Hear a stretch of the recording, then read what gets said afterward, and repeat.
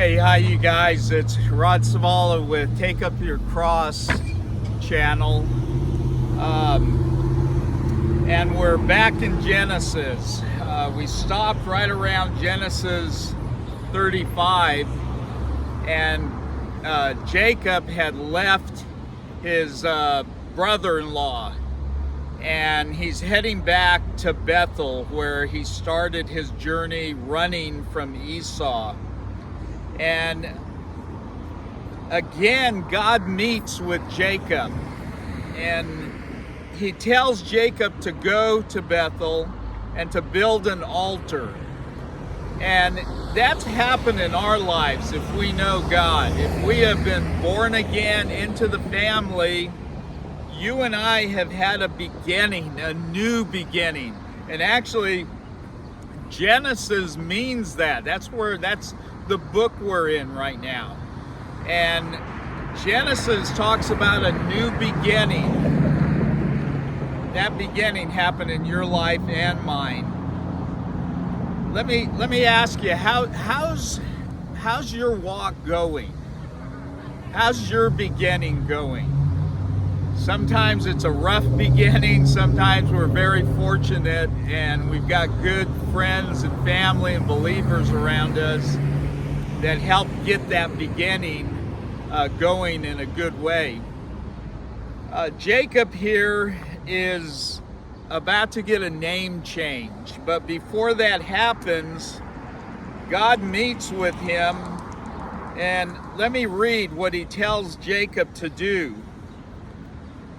God said to Jacob, "Arise and go to Bethel and dwell there. Make an altar there to the God who appeared to you when you fled from your brother Esau." Check out what Jacob says to his people around him, his wives, his children, the company that's running with him. So Jacob said to his household and to all who were with him, put away the foreign gods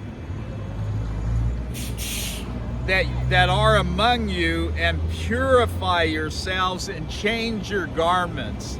You know, that's a real New Testament type of teaching, that we are taking off the old and putting on the new. When we get to heaven, there will be a 100% change of garments. Right now, oftentimes, we don't look like we've changed much in our garments, in our attitudes, our love for the lost, our love for the people of God. A few years ago, I was preaching in the streets, and a guy pulled up and he had his window down, and I said, "Hey, do you understand the message of the cross?" "Yep." I said, "Do you understand what God was willing to pay to get you back?" "Yep." And then I asked him this question: "Is it making any difference in your life?" And you know what he did without hesitation? He did this. And I thought, oh my gosh, you know, I think for a lot of us, especially in the beginning, God has made a few changes. I've cleaned up my language, I've cleaned up my thoughts a little bit, but it's only this, when it ought to be an amazing change that's taken over.